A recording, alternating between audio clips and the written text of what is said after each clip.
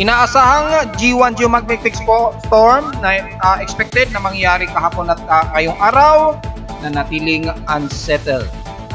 Patuloy na northeast monsoon sa bahagi ng Luzon at Southern Luzon na natili pero ito ay humihinang muli. At ang Easterlies muling nagpaparamdam habang humihina ang ating amihan.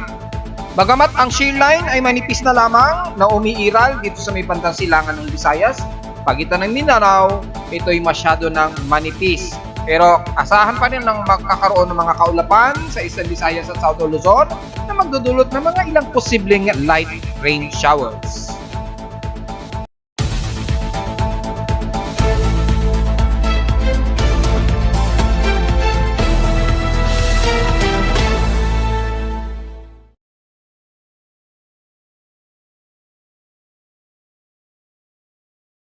Hello, good morning mga folks. Welcome po muli sa ating Daily Weather Bulletin at Analysis para sa araw ng mga puso, February 14, 2024. Ang oras nating Boss Ma'am Maga ay alas 9:35 na ng umaga. At inaasahan kong napakaganda ng gising ng mga kababayan natin, lalo na sa mga magsing irog ngayong araw dahil ang araw na ito ay special para sa mga couple natin dyan sa ating bansa at sa tabi-tabi na inaasahan na magkakaroon sila ng magandang celebration ngayong umaga. At hopefully magiging Valentine's din ang lagay ng ating panahon at mukhang nakikita na naman natin na mukhang sasabay na mag-date ang ganda ng ating panahon sa bansa. So far ay dito sa atin sa NCR ay almost fair weather tayo halos sa buong bahagi ng Luzon, kasama na ang bahagi ng Southern Luzon at Visayas at ilang portions na rin ng Mindanao dahil kung sisilipin natin ang satellite imagery ay makikita natin mukhang maganda rin ang Valentine's na iiral ngayong araw sa lagay ng ating panahon despite na magiging gloomy kalimitan sa silangan pa rin ng bansa na makikita natin sa satellite imagery ng BIR. Pero yung mga pag-ulan typically madalas light rain showers lamang at isolated. So sa current conditions ay overcast and gloomy sa atin at klaro at few clouds ang madalas na iira sa atin sa araw ng mga puso. Ngayong umaga, so kung lalabas kayo at magsisimulang mag-date ngayong umaga, magdala kayo ng pananggalang dahil medyo maaraw po ang ating umaga hanggang tanghali. Bandang hapon lamang medyo magiging mas makulimlim at medyo gloomy na lamang. Medyo overcast kasi tayo, so posibleng yung pag-tinding sikat ng araw ngayon ay maaring biglang magiging makulimlim. At pagdating naman sa hapon, maaring makulimlim pero biglang susulpot na magiging klaro ang himpapawid natin. So medyo overcast tayo. So expected dyan at nitong maghapon ay dito sa Metro Manila lalo na madalas ganyan lamang ang iiral na overcast. Ang tsansa ng pag-ulan naman natin ay napakababa at makikita natin ay partially cloudy po tayo ngayong araw ng Miyerkules, araw to ng mga puso. So bukod sa current conditions, ang pinakamababang temperatura na itala na weather station kaninang 6:40 AM, nakapagtala kami ng lowest temperature of 24.9 degrees Celsius. Kahapon, nakapagtala kami ng pinakamataas na temperatura na umabot ng 32.6 degrees Celsius. Tanghaling tapat ito na 12:12 PM. Ibig sabihin lamang, medyo mababa pa rin maituturing ating heat index kahapon na nakapagtala sa aking weather station sa Caloocan na 38.9 degrees Celsius.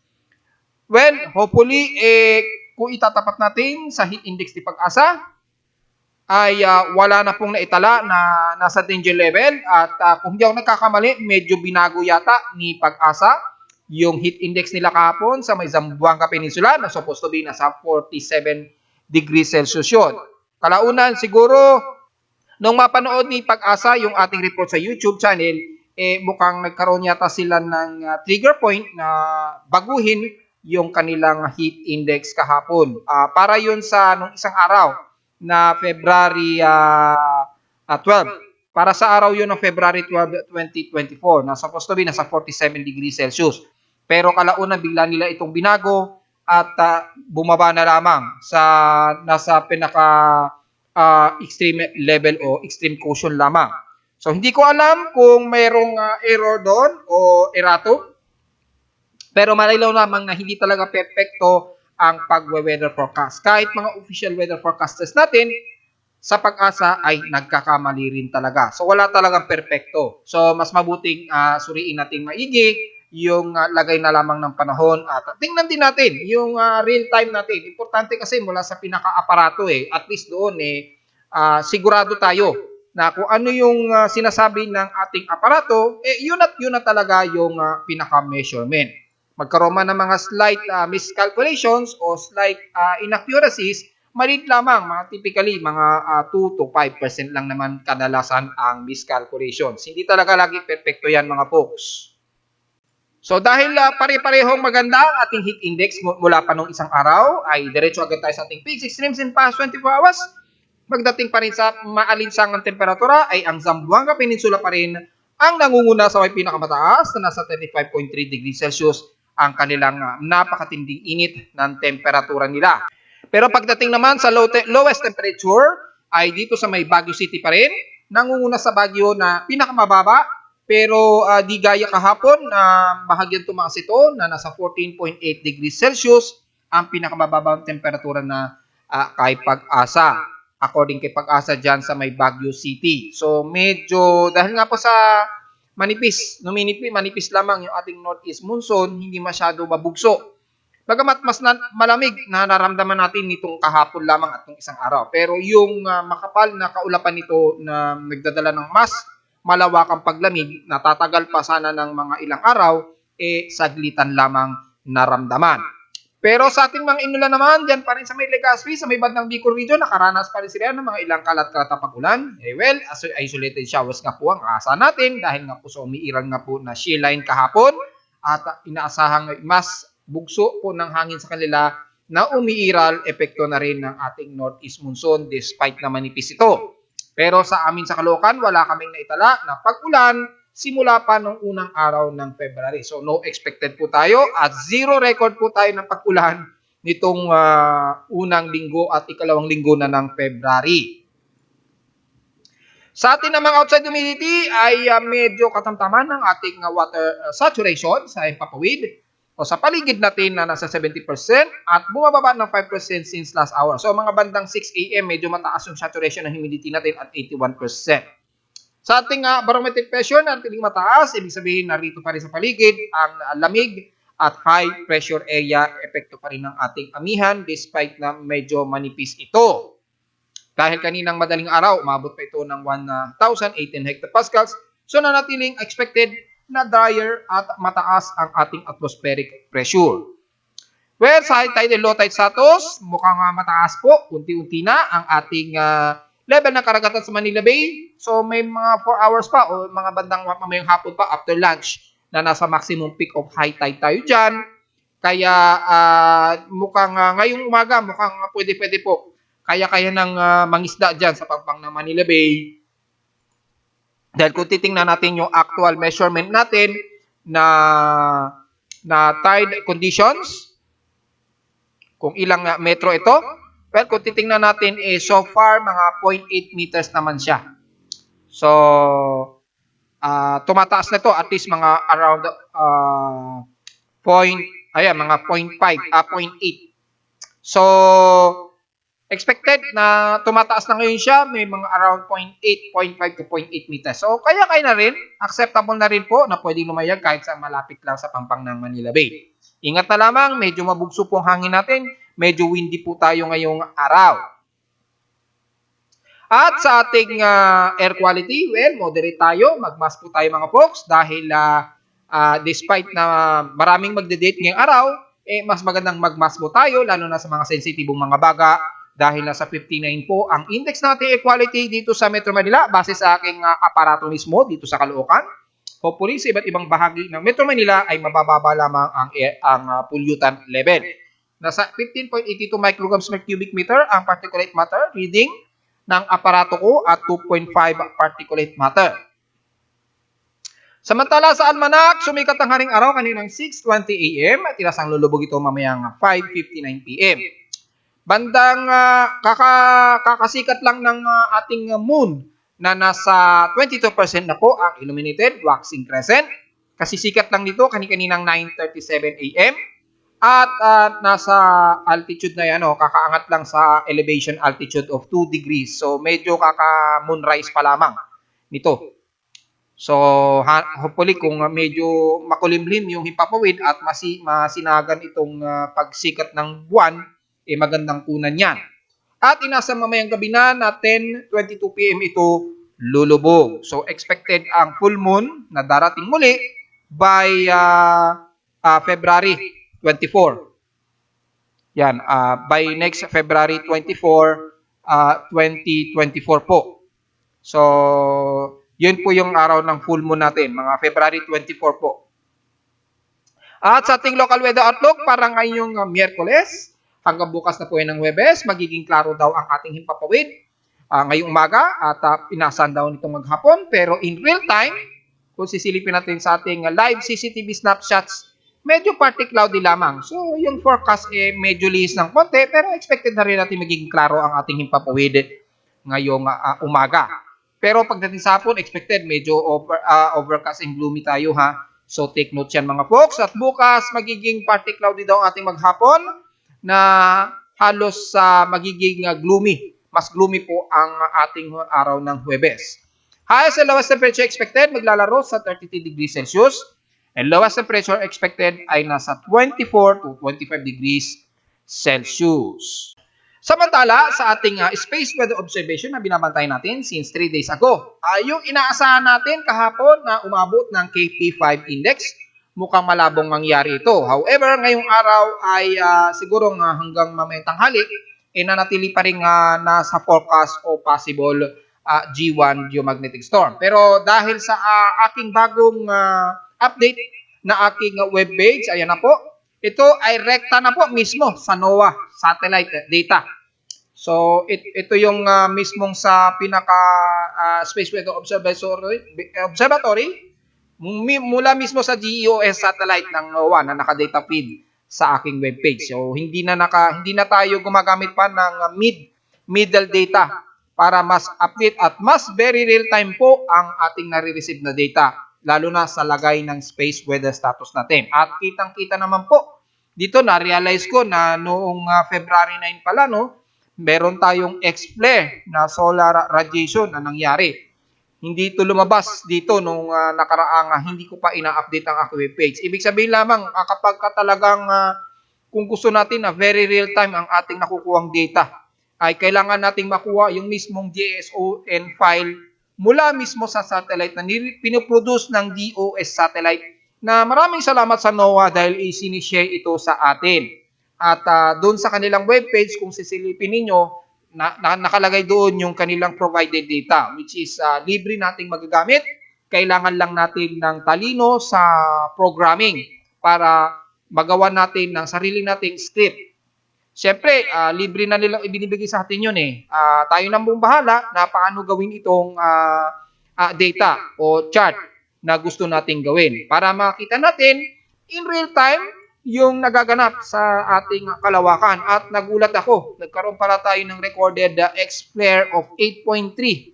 Ang taas nito, ayun So, na-realize ko noong February 9, nagkaroon ng X-flare. Hindi ko ito na-report, so hindi ko inaasahan. So, ibig sabihin, hindi pa masyado palang accurate kapag gumagamit tayo ng middle data source. Kapag talagang rekta sa mismong satellite, doon natin nalalaman. So, hindi ko inaasahan. Meron tayong naging recorded solar X-flare class. Numabot ng X8.3. Napakataas po nito So, ito yata yung nagkalat na mga balita ng mga nasa media at mga ilang social media na nagkaroon nga tayo ng solar flare na umabot ng X-class. Samantala, since kahapon, ayan, automatic nakakonvert na yan sa oras natin sa Pilipinas. So, mas madali na nating maintindihan yung anong eksaktong oras at probable na oras na nag-arrive ang ating solar flare at geomagnetic events mula sa kalawakan. Kasi, although universal ang universal time coordinates, pero sa atin sa Pilipinas kasi medyo kailangan pa natin i-convert sa oras natin sa Pilipinas para malaman natin kung anong eksaktong oras talaga nag-arrive yung solar event sa Earth. So ito, ginawan ko na nakakonvert na po siya sa Philippine time. So, yung anumang oras na nakalagay dyan, yan ay oras natin sa Pilipinas. So, ibig sabihin, kapag nangyari ang solar event ng madaling araw sa ibang bansa, malamang oras natin sa Pilipinas ay umaga yan. Or kapag nangyari naman sa atin ng umaga, maaaring naganap yan sa gabi naman sa Universal Time Coordinates. So, ginonvert ko na lamang siya para mas madali nating maintindihan. At ayon dito, so far, normal naman at nasa classification of C-class naman yung ating solar radiation. At least normal naman yung ating naging araw since kahapon at ngayong araw. So normal naman siya. At ganun din sa solar flare class. Naka-graph po yan at naka-column type o class chart para mas madali nating maintindihan kung alin yung mga portions sa graph ang talagang umabot ng mas mataas. Typically, mga X-class. Kasi yan ang iniiwasan natin, yung umabot sa R3 o radioactive isotope na umaabot ng R3 sa X-class. Yung M-class, mataas na rin siya, pero at least katanggap-tanggap pa yan. Huwag lang umabot ng X-class.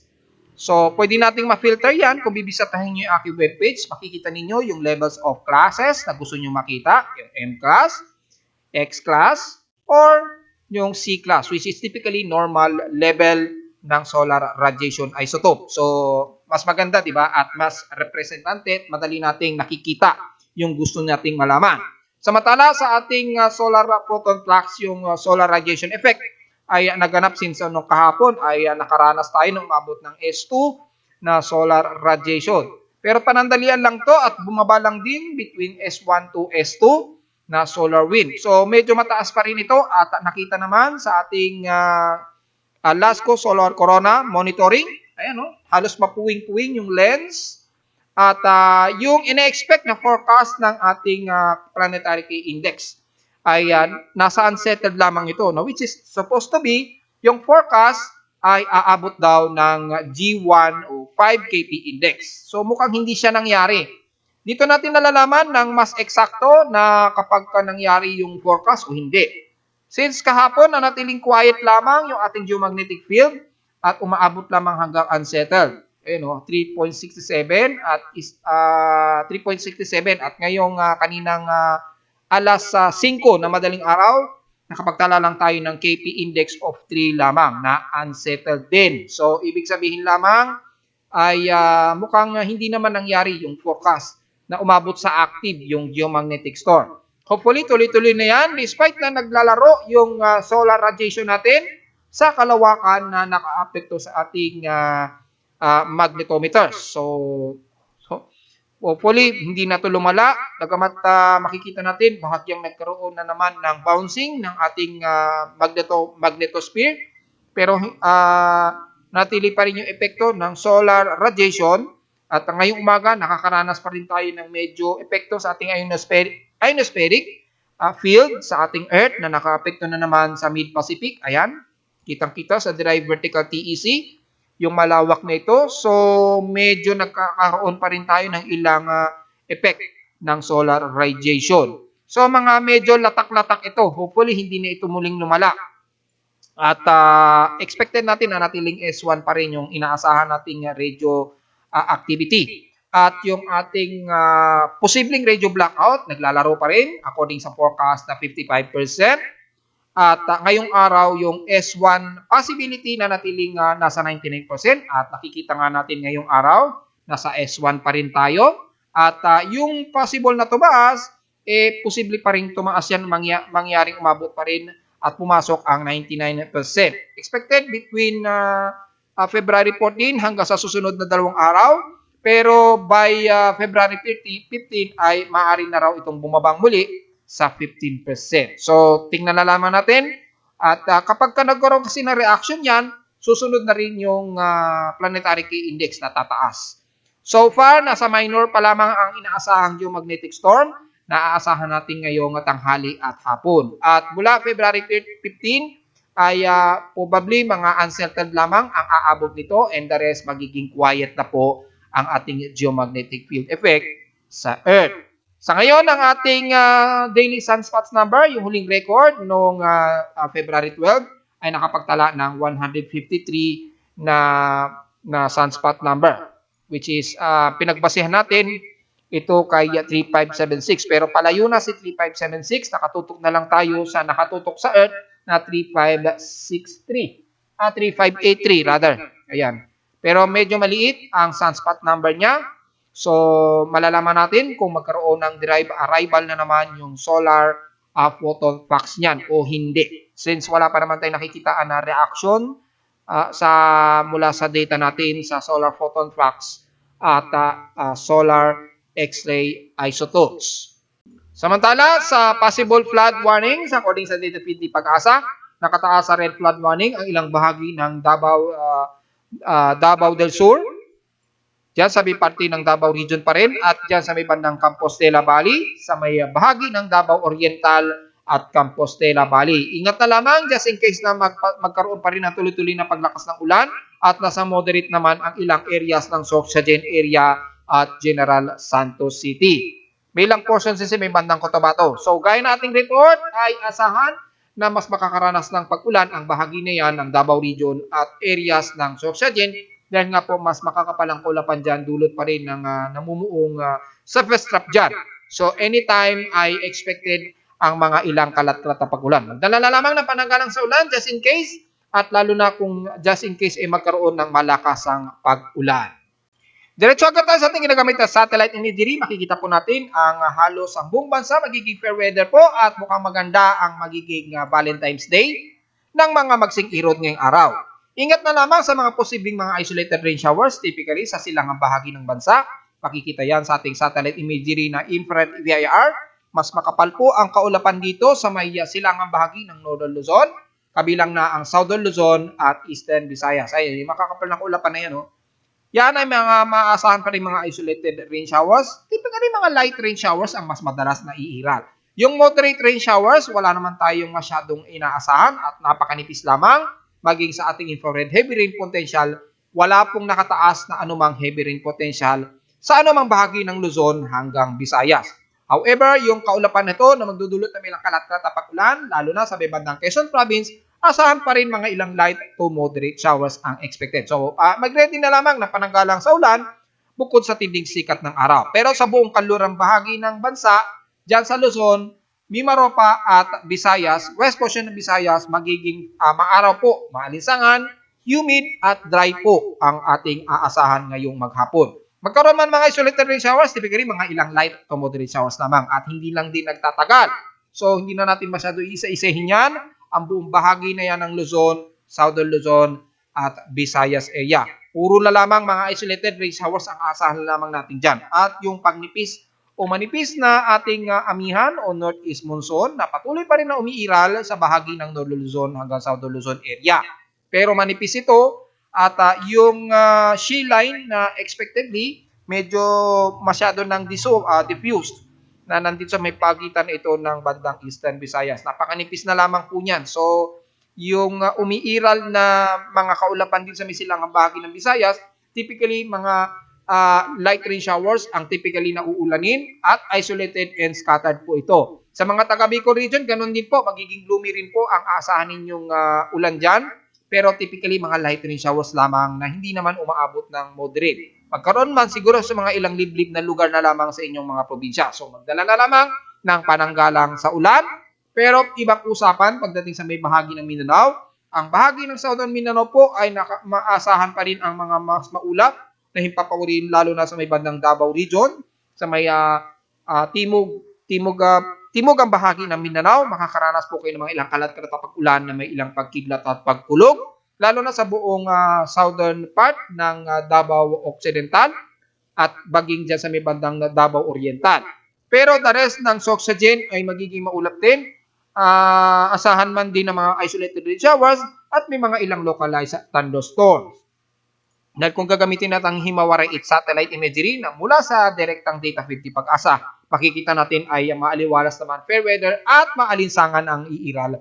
Sa buong bahagi ng Zamboanga Peninsula, magkaroon man ng ilang kalat-kalat ng mga pag-ulan, typically sa may bandang Hulusulu, manantalian lang hindi nang din nagtatagal. Madalas lamang makakaranas kayo ng mga isolated rain showers dyan sa buong bahagi ng Davao Region. Pero ang northern part ng Mindanao, magiging maaliwalas po, maalinsangan at maaraw po. Pagdating lamang ng hapon, expected ang mga isolated rain showers na may mga ilang pagkidlat at pagkulog lalo na sa gabi at madaling araw. So all in all, halos 90% ng buong bansa magiging fair weather po tayo. Madalas lamang ang magiging overcast tayo at gloomy lalo na pagsapit po ng hapon at gabi. So yung pagdadala ninyo ng pananggalang sa ulan, mas maganda na rin dahil sa magiging maaraw po. Kaya magiging magandang panangga na rin yan sa tinding sikat ng araw.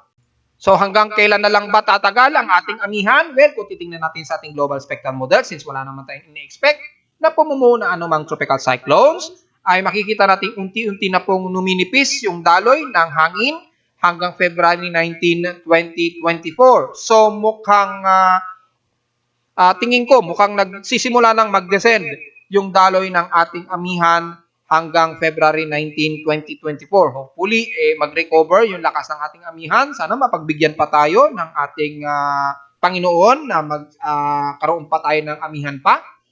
Dahil mamimiss natin siya pagsapit ng third quarter nga po ng buwan ng February na mag-giveaway na po siya para sa transitioning ng dry season. Sa ngayon, medyo umiiral pa. Bagamat manipis na amihan o northeast monsoon hanggang February 20, 2024. So enjoy na po natin yan.